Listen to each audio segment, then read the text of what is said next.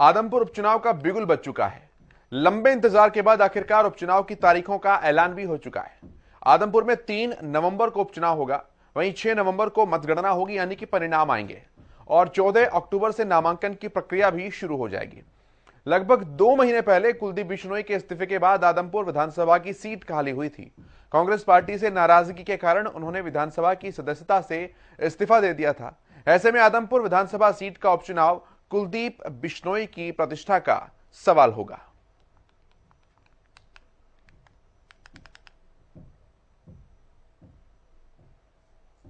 आदमपुर का राजनीतिक इतिहास भी आप देख लीजिए। कुल 90 विधानसभा सीटों में से आदमपुर भी एक सीट है। पहली बार 1967 में यहां पर विधानसभा चुनाव हुए थे। आदमपुर में बात कर रहे हैं तो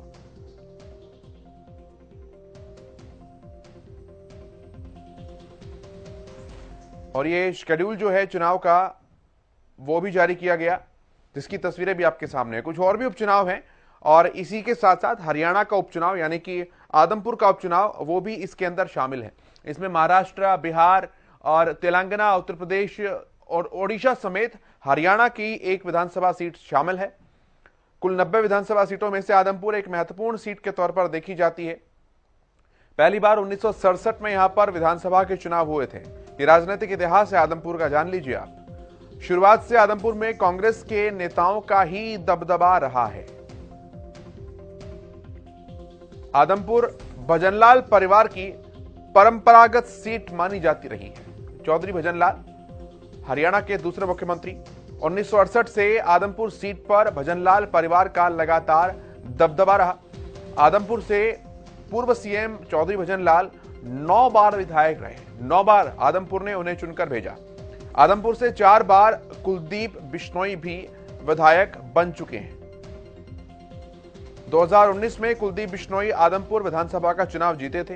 पार्टी चाहे कोई भी हो, कैंडिडेट यहां पर कुलदीप बिश्नोई को ही देखा जाता है। साल 2019 में कांग्रेस के प्रत्याशी थे कुलदीप बिश्नोई।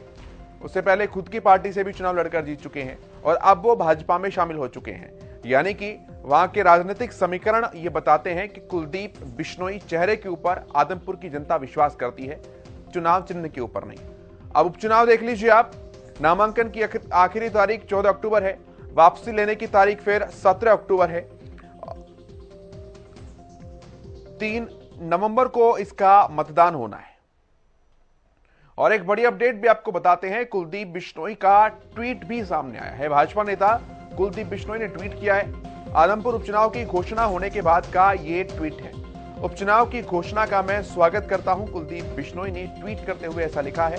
इसके साथ ही कुलदीप बिश्नोई लिखते हैं कि इंतजार की घड़ियां खत्म हो गई हैं, क्योंकि लंबे समय से इंतजार किया जा रहा था। 2 महीने पहले भारतीय जनता पार्टी में कुलदीप बिश्नोई आई, उसके बाद से ही सीट खाली थी और एक बार फिर से मुकाबला विरोधियों से अब होगा। कुलदीप बिश्नोई ऐसा लिखते हैं, हमेशा की तरह जीत आदमपुर की जनता की होगी। यह ट्वीट है कुलदीप बिश्नोई का। उपचुनाव का ऐलान होने के बाद उन्होंने ये ट्वीट किया है।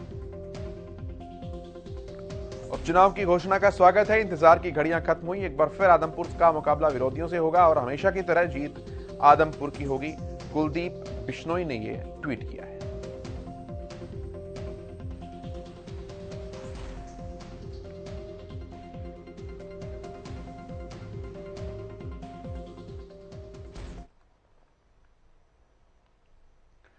और उपचुनाव का ऐलान होते ही अलग अलग रिएक्शंस भी सामने आने लगी।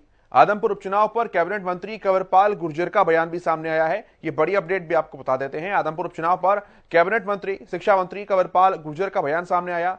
कुलदीप बिश्नोई के भाजपा में आने से जीत के चांस बढ़े हैं, ऐसा कह रहे हैं कैबिनेट मंत्री। टिकट का चयन करना चुनाव समिति के हाथ में है, यह भी उन्होंने कहा है।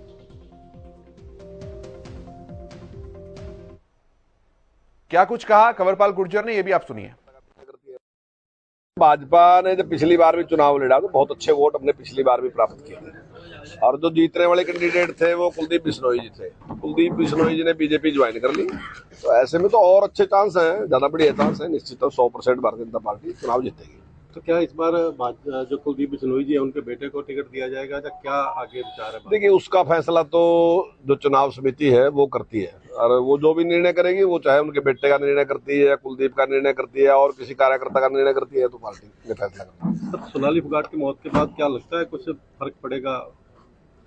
मैं समझता सब वर्कर सारे के सारे साथ हैं। वो एक दुखद घटना है, उससे सारी पार्टी को दुख है उस बात का, लेकिन इसका मतलब ये नहीं है कि मैं समझता हूँ कि वो सब लोग साथ हैं और सब मिलकर चुनाव लड़ेंगे, और वो बीजेपी के खिलाफ थोड़ी है, वो बीजेपी के पक्ष में है। चलिए, आदमपुर की राजनीतिक समीकरणों पर बात करते हैं। वरिष्ठ संवाददाता अमित तिवारी हमारे साथ जुड़ चुके हैं। अमित, सबसे पहले मैं अपडेट जानना चाहूंगा, आज ऐलान हुआ, अलग अलग रिएक्शंस सामने आए हैं।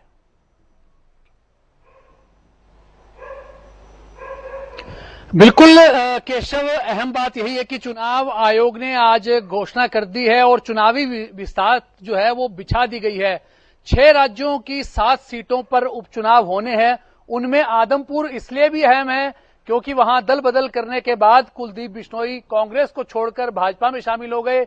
ऐसे में उपचुनाव होने जा रहा है और तमाम पार्टियां अपनी तरफ से पहले से ही वहां एक्सरसाइज उन्होंने शुरू कर दी है। कुलदीप बिश्नोई ने कहा जरूर है आज भी ट्वीट के माध्यम से कि मुकाबला जो है आदमपुर की जनता का विरोधियों के साथ है। निश्चित रूप से यह अहम बात है क्योंकि कुलदीप बिश्नोई जीतेंगे भी तो कुलदीप बिश्नोई जीतेंगे, हारेंगे तो भी कुलदीप बिश्नोई हारेंगे, क्योंकि यह सीट जो है उनकी पैतृक सीट है और लगातार उनके पिता श्री लगातार 9 बार एमएलए बने वहां से, चाहे मैदान कोई सा भी हो, कोई सी भी परिस्थितियां रही हो। भजनलाल को चुनाव में आदमपुर की जनता ने जीत दिलवाई थी और 1998 से कुलदीप बिश्नोई भी पार्टियां बदल बदल कर ही मैदान में आते रहे हैं। 2014 में वे अपनी हरियाणा जनहित कांग्रेस के माध्यम से उतरे थे, उससे पहले भी उनकी यही पार्टी थी और अब 2019 में कांग्रेस से उतरे और अब जो है वो भाजपा से उतर आए हैं। और अब इस सरकार के भी अगर बात करें तो सरकार का 3 साल का कार्यकाल इस विधानसभा का हो चुका है और अभी 2 साल बिल्कुल बाकी हैं और ऐसे में यह चुनाव बड़ा महत्वपूर्ण है। हालांकि अगर भाजपा की बात करें तो इससे पहले जो उपचुनाव हुए हैं उनमें कोई खास जो है वो भाजपा को फायदा नहीं मिल पाया, उन्हें जीत का स्वाद नहीं चखा उन्होंने। लेकिन इस बार जो है उन्हें पूरी उम्मीद है, कुलदीप बिश्नोई के आने से उम्मीद है। कुलदीप बिश्नोई ने जिस प्रकार से राज्यसभा का चुनाव हुआ, कार्तिक शर्मा के पक्ष में मतदान किया, तो ऐसे में वे भाजपा के हो गए हैं और अब आने वाली तारीख डिसाइड करेगी।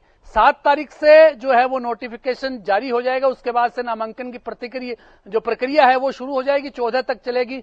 15 को नाम वापसी जो है 15 को स्क्रूटनी होगी और 17 को नाम वापसी हो सकेगी और उसके बाद जो है 3 नवंबर को आदमपुर में उपचुनाव होगा, जिसका परिणाम जो है वो 6 नवंबर को आ जाएगा।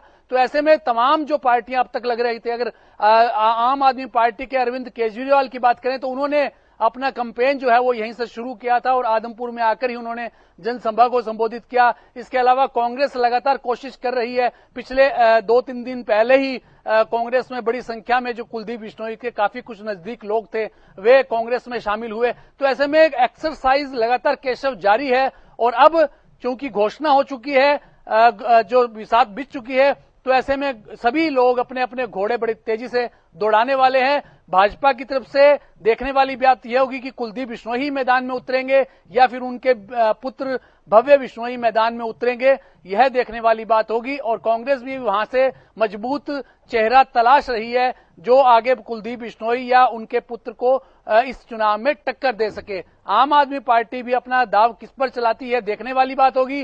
तमाम दूसरी पार्टियों के भी इस बारे में चर्चाएं सामने नहीं आई है कि कौन सा उम्मीदवार मजबूती से सामने आएगा। अभी किसी एक नाम पर कोई भी फैसला किसी भी पार्टी में नहीं लिया है। जी केशव। अमित, आप भी जिक्र कर रहे थे इस बात का और पिछला इतिहास अनुभव भी ये बताता है कि आदमपुर की जनता जो है वो भजनलाल परिवार के ऊपर भरोसा करती है, पार्टी के सिंबल के ऊपर भरोसा नहीं करती है। और शायद इसलिए कंवरपाल गुर्जर ने भी कहा है इशारों में ही सही कि कुलदीप बिश्नोई के आने से भाजपा वहां पर मजबूत होगी, फायदा उन्हें होगा।